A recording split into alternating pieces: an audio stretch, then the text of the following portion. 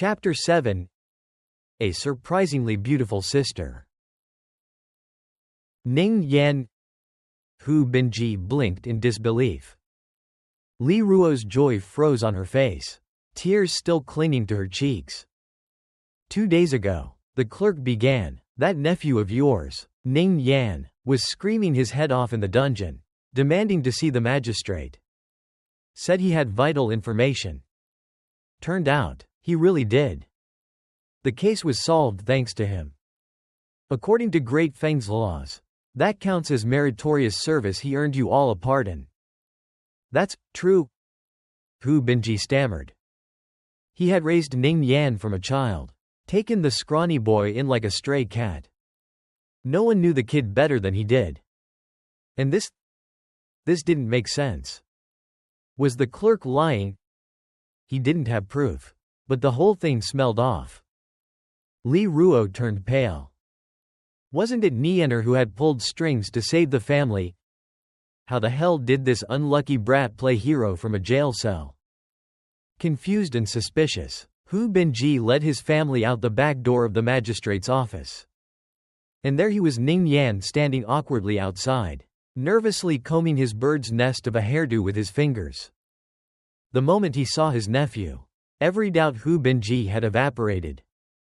The hardened martial man felt a surge of warmth swell in his chest, his eyes turning red. He rushed forward, about to pull the boy into a bear hug, but stopped short, probably thinking it'd be too soft, too emotional. Instead, he clapped Ning Yan on the shoulder with enough force to dislocate it. You've done well, boy. Ning Yan nearly saw stars. Uncle, he groaned, you're a peak stage chi refiner. I'm literally a whole tier below you. The banter came naturally, surprisingly warm for a family reunion. Still rubbing his shoulder, Ning Yan glanced past his uncle to the 3 women behind him. Well, Aunt Li. Never thought I'd see you looking this disheveled. That little smirk didn't last long. His attention locked onto the young girl beside her. She wore a prison-issued tunic that practically swallowed her whole, but it did nothing to dull her beauty. Soft wisps of hair framed her face, an elegant, classic oval. A high-bridged nose and sharp cheekbones gave her a slightly exotic charm, almost like a mixed-blood noble. And she was at that age young, radiant, untouched by the weight of the world. Holy hell, I have a sister this pretty. The former host's memories of her were vague, almost non-existent. Probably resentment by association. Li Ruo's drama may have tainted how he saw the girl too. He hadn't been close with any of his cousins. Really? The girl noticed his gaze and blushed. She looked down, then peeked up shyly and murmured, "Big brother." Her voice was like a soft chime in the wind. Then, suddenly, "Big brother." A second, high-pitched voice squealed. A tiny girl, maybe 5 years old, barreled toward him, skidding to a stop right at his feet. Eyes wide and sparkly, full of joy and questions. Ning Yan waved her off. No candy today, little one. I just got out of prison myself. For the record, the old Ning Yan hadn't liked most of his cousins, but he'd made an exception for this youngest one. Maybe because she didn't take after her mother. She was adorably clueless. What's prison? She asked, eyes round. It's that place you've been sleeping the past few days. Oh. What about the other brother? The one with candy. He didn't come. Oh, her disappointment was instant, visible. The other brother was Huo Nian, her full sibling. But at her age, she probably didn't even understand the difference between a cousin and a real brother. Sweet, but not the sharpest knife in the drawer. The old Ning Yan would have blamed her mom for that. Finally, Ning Yan's gaze landed on Li Ruo, the aunt who'd made his life miserable growing up. The one who never missed a chance to look down on him. Now she was the one fidgeting, forced to acknowledge the nephew she once scorned. Her voice came out stiff as a board. Thank you, Ning Yan. A hazy memory rose in his mind. Back when she'd kicked him out of the main house and banished him to a drafty side courtyard. He'd been so furious he swore to the heavens, "Someday I'll make a name for myself and you'll regret it." Looking back now, it was kind of cringe. This wasn't quite a "don't underestimate a poor boy" moment. More like, your petty aunt has to eat humble pie. To be fair, Ning Yan could see her side now. His martial arts training cost over 100 silver taels a year, enough to drain a hard-working family's savings over 2 or 3 decades. Her frustration hadn't been baseless. So instead of rubbing it in, he offered a surprisingly sincere smile. "Auntie, don't rush to thank me now. Save it for when we're home and having dinner." "Say it again then, loud and clear." Her eyes bulged with rage.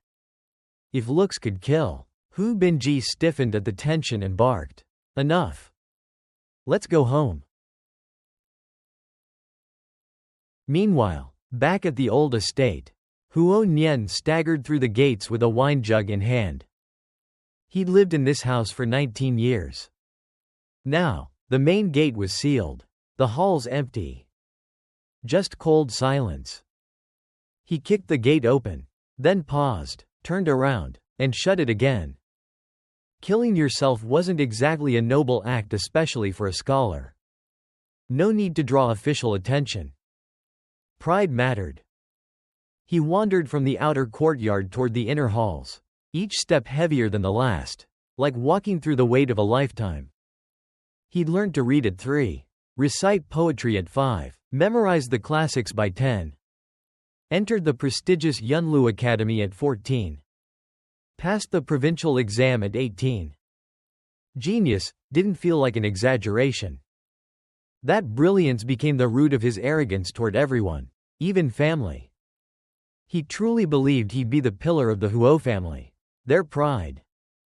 Now, he'd rather die with honor than live in disgrace.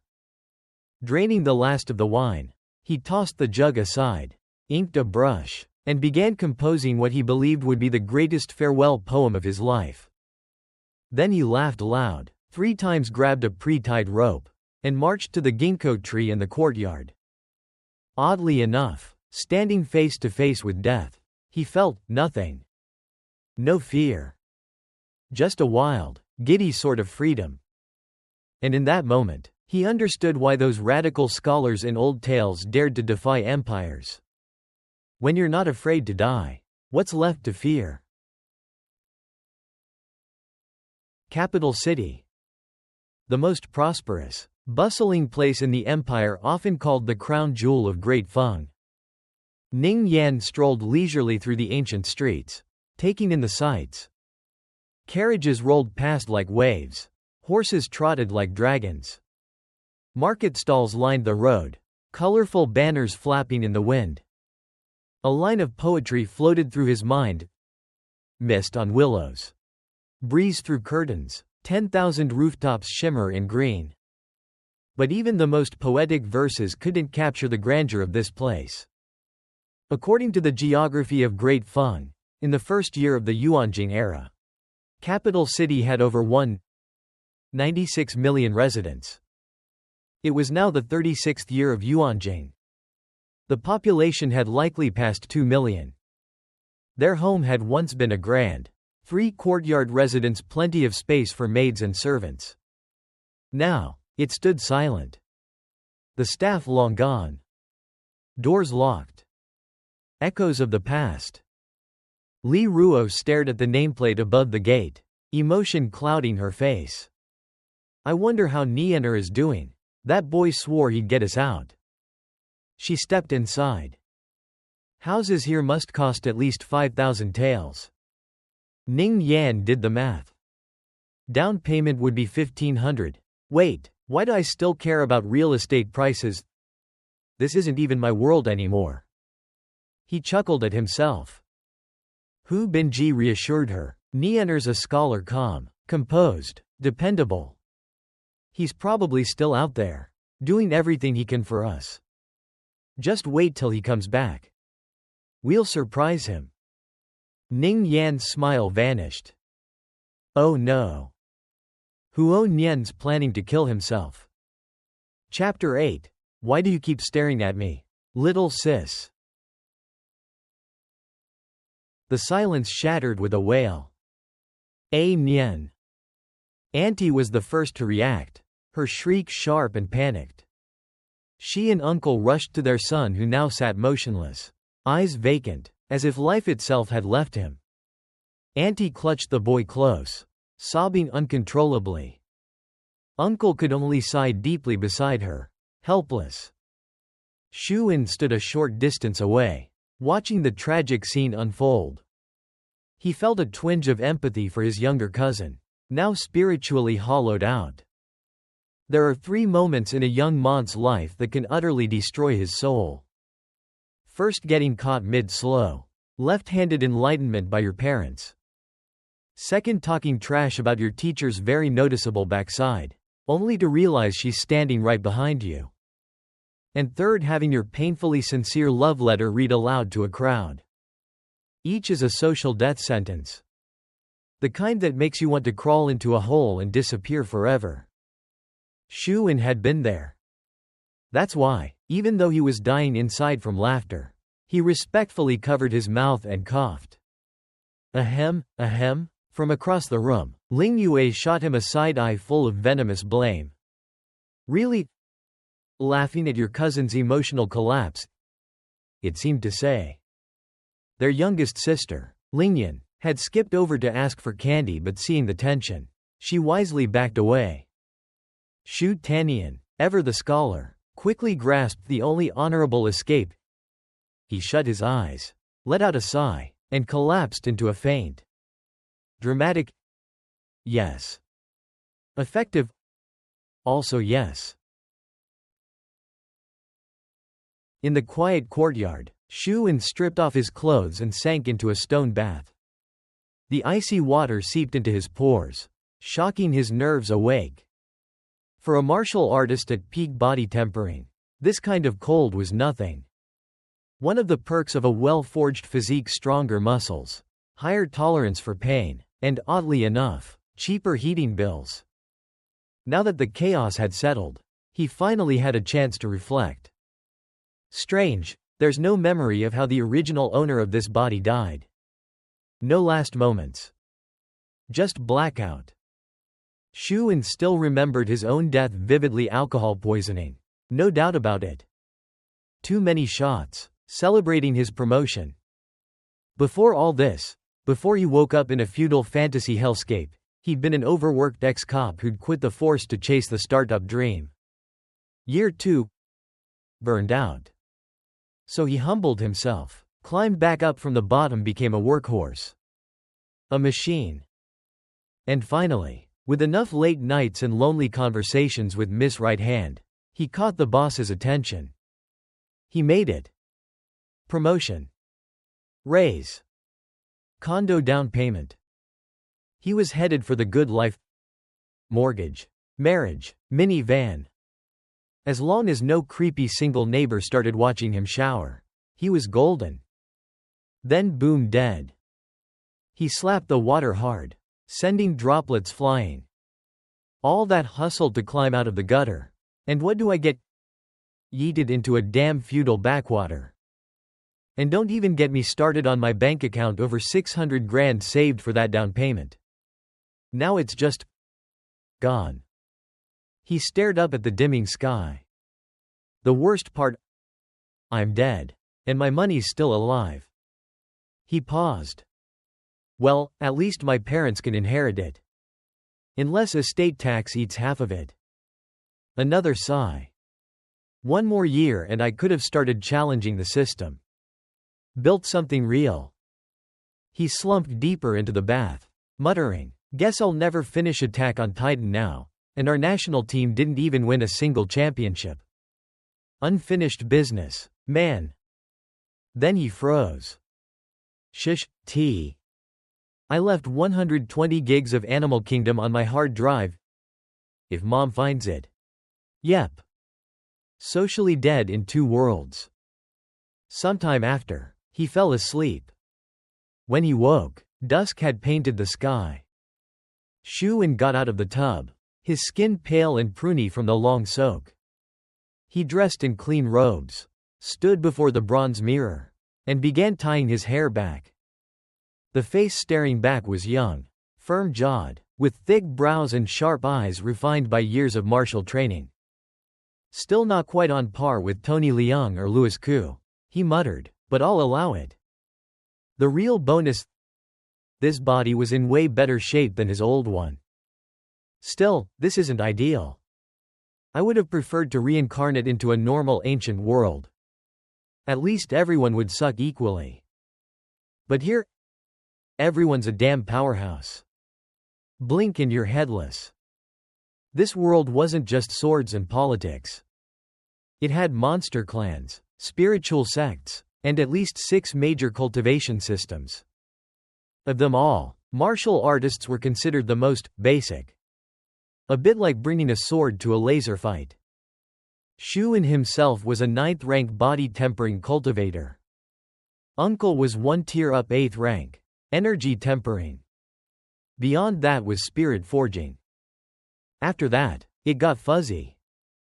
But the Imperial Licensed Astral Bureau, the kingdom's elite spellcasting authority, was something Xu did know a bit about. The bureau held a monopoly on arcane arts in the capital, and their innovations had seeped into every part of society. Their ranks: 9th rank healers, 8th rank aura readers, 7th rank feng shui diviners, 6th rank alchemists. Higher than that, unknown. As for other systems, Confucian scholars, Buddhists, Taoists, shamans, and ancient totemic sorcerers, Xu knew jack all. Growing up in the capital didn't mean you got a magic education. Just then, a girl in a green dress appeared at the gate. It was Luya, Auntie's maid. "Master In, the Lord has called you to dinner." Her voice was warm, but there were dark circles under her eyes. Luya had been sold into the Xu household at age 10. She'd served Auntie ever since.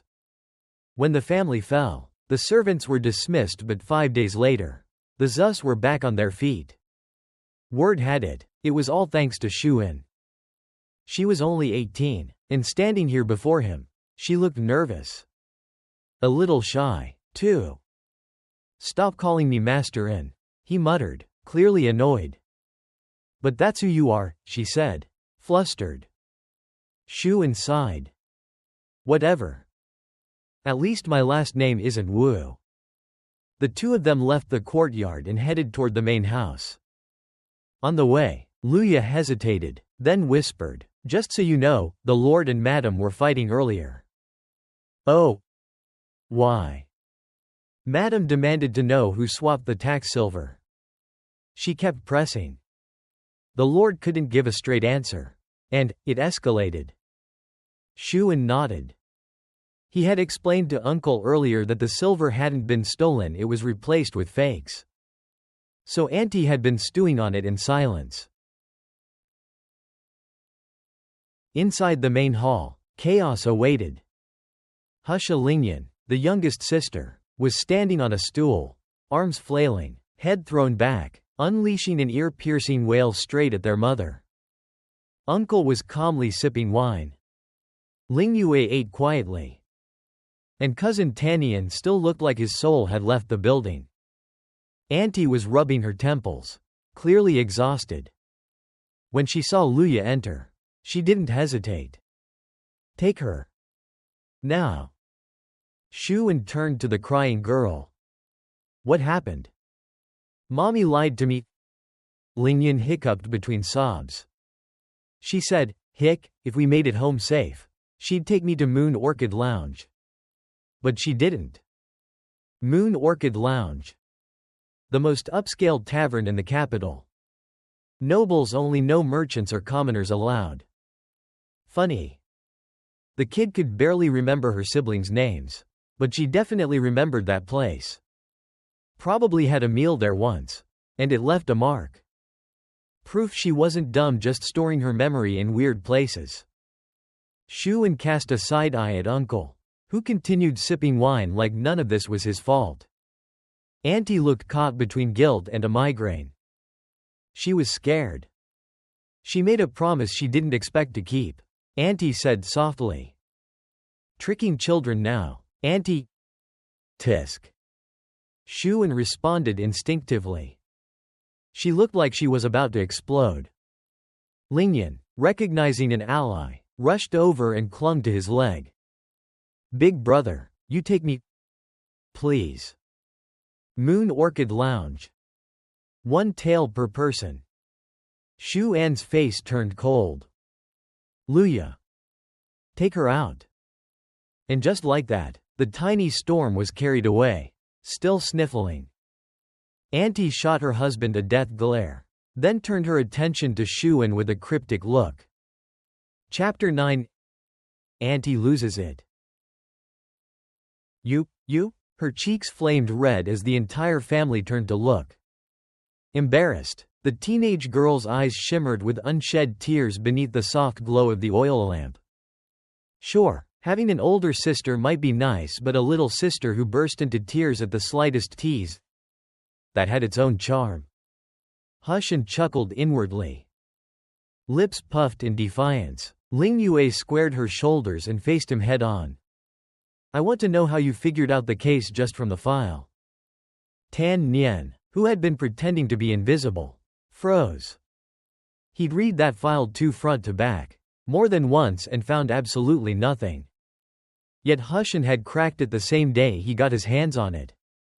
Their aunt said nothing, but her chopsticks hovered midair. She wasn't chewing anymore. There's no such thing as a perfect crime unless it's dumb luck, Hushan said calmly. Any crime committed by human hands always leaves traces behind. Tan Nian straightened in his seat, listening like a schoolboy at a master's lecture. First, I looked at the transport route and the total weight of the silver being moved. That's where things started to feel off. He laid out the entire chain of deductions. As he spoke, Tan Nian's eyes lit up with every step, like someone finally having their math homework explained.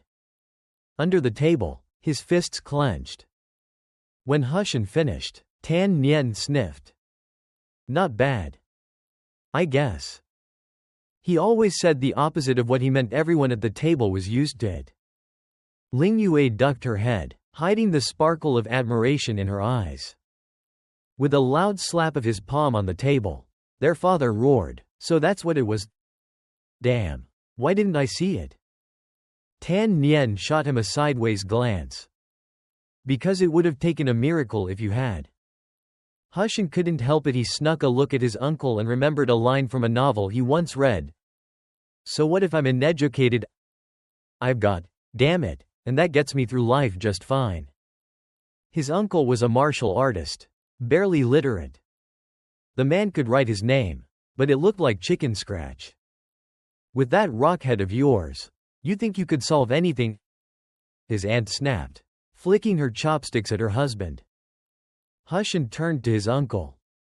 When they counted the silver, were they wearing gloves? Uncle blinked, thinking. Actually, yeah, I think they were. How'd you know? So it really was sodium. Hushan sighed. And no one mentioned this in the written testimony. That kind of petty detail. Uncle waved it off. Not worth putting in. Anyway, Lou gave me a bottle of osmanthus wine that day. You know my tolerance barely felt it. So I just sat there sipping. Forgot the rest. Wouldn't have remembered if you hadn't asked. You're the kind of teammate who kills the whole squad without meaning to. Hushan thought bitterly. If that detail had been in the report, I could have solved this way sooner without burning through half my brain cells. To Uncle, the gloves had probably seemed as normal as someone's hairstyle or their choice of socks. He didn't even notice it was a clue. That Lou fellow you mentioned, there's a good chance he's the one who set you up. Tan Nian muttered darkly. I was a fool, their father sighed, his face somber. Almost dragged the whole family down with me. Nin Yan, he fell quiet for a moment. Back in the Mountain Sea campaign, your father and I fought back to back. Swore we'd survive together. Swore we'd climb the ranks together. I made it. He didn't. After that, I told myself I had to live differently. Couldn't afford to be the one who dies next time. That's why I made Tan Nian a scholar. And pushed you, N, to train in martial arts. I'll admit it, I was playing favorites.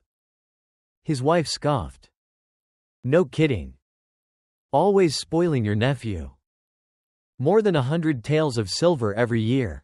Gee, auntie, you make it sound like Tan Nian isn't even your own son. Hushan said casually. He didn't even mean to speak, it just slipped out.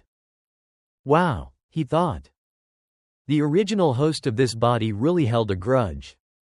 You little punk, what's that supposed to mean? Auntie slammed her palm on the table.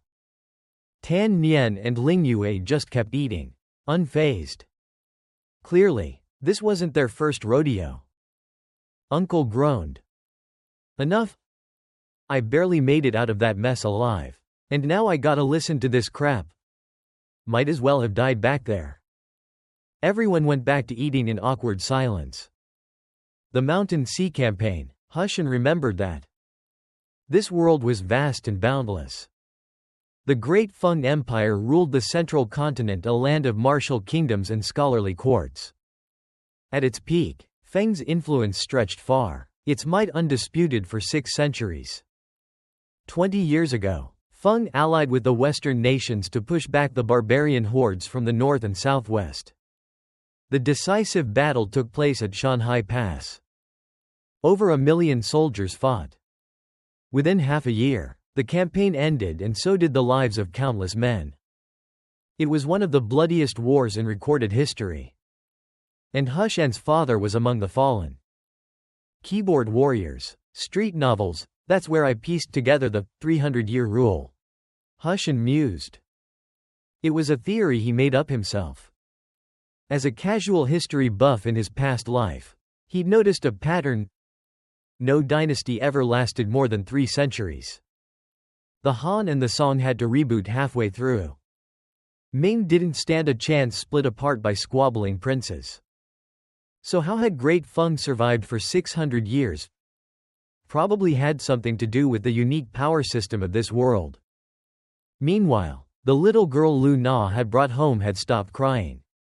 She was too young to reach the table, so she sat in Lu Na's lap, getting spoon-fed. Mommy, why do we live in that dark room? Why don't we ever get full? She asked softly. She meant the prison cell. She called it the Black Room. No one at the table spoke.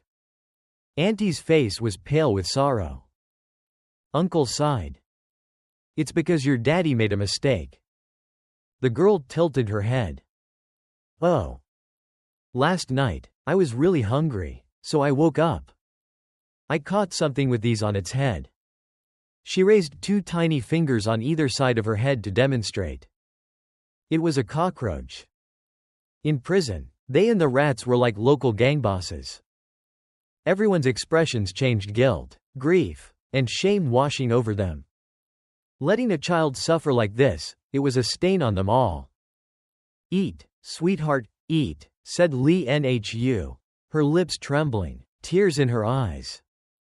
She'd given birth to this child in her 30s. The girl was a bit slow, but heartbreakingly sweet. Little Lingyan chirped on, then I heard Mommy's tummy go grr. Silence fell again. No one dared breathe. Auntie's face went ghost white. And, then what? I fed her, the girl beamed. Mommy ate it really fast. Auntie froze. Tan Nian quietly put down his chopsticks. I'm full. So am I, Ling Yue mumbled. Yeah. I'm good. Real good. Cough cough, Hushan choked. Uncle. A few seconds passed. Then Auntie bent over and hurled under the table. Huark, blah arg. Outside, under the moonless sky, the crying of a child pierced the night like a blade. Thanks for listening till the end. If you enjoyed it, Don't forget to subscribe so you won't miss the next chapter.